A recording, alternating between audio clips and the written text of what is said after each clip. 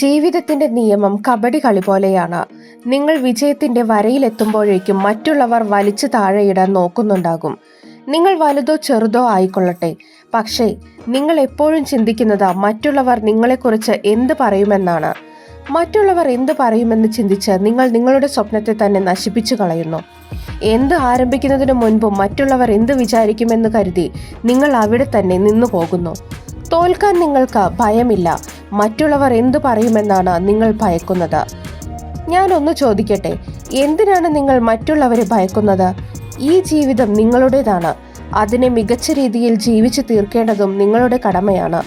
മറ്റുള്ളവർ എന്തു പറയുമെന്ന ചിന്തയിൽ നിങ്ങൾ നിങ്ങളുടെ ലക്ഷ്യത്തെ മറന്നാൽ, നിങ്ങളുടെ മൂല്യത്തെ ഉപേക്ഷിച്ചാൽ ഈ ലോകത്ത് നിങ്ങൾ ജീവിച്ചിരുന്നു എന്നതിന് എന്തർത്ഥം?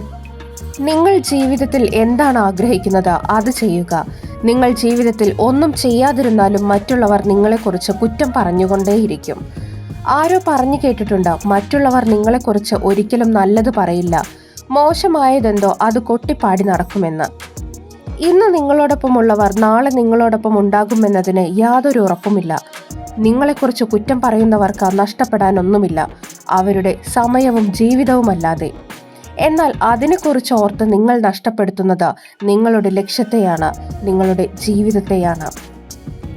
നിങ്ങളുടെ ജീവിതത്തിലെ സന്തോഷത്തിന്റെ താക്കോൽ നിങ്ങളുടെ കൈവശം തന്നെയായിരിക്കണം. അത് ഒരിക്കലും നിങ്ങൾ മറ്റുള്ളവരെ ഏൽപ്പിക്കരുത്. നിങ്ങളുടെ സന്തോഷത്തെ നശിപ്പിക്കാൻ മാത്രമുള്ള സ്വാതന്ത്ര്യം ഒരിക്കലും നിങ്ങൾ ഒരാൾക്കും നൽകരുത്. ജീവിതത്തിൽ നിങ്ങൾ പുറകോട്ട് നോക്കിയാൽ ഒരുപാട് അനുഭവങ്ങൾ നിങ്ങൾക്ക് ലഭിച്ചിട്ടുണ്ടാകും.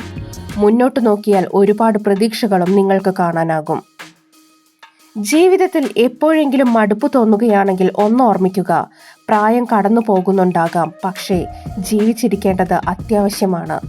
ആരൊക്കെ നിങ്ങളെ ജീവിതത്തിൽ തോൽപ്പിക്കാൻ ശ്രമിച്ചിട്ടുണ്ടോ അവരോടൊക്കെ വിജയത്തിലൂടെ മറുപടി നൽകാൻ നിങ്ങൾ ജീവിച്ചിരുന്നേ മതിയാകൂ. നിങ്ങളുടെ ലക്ഷ്യങ്ങൾ എത്തിപ്പിടിക്കാൻ നിങ്ങൾ ജീവിച്ചിരുന്നേ മതിയാകൂ.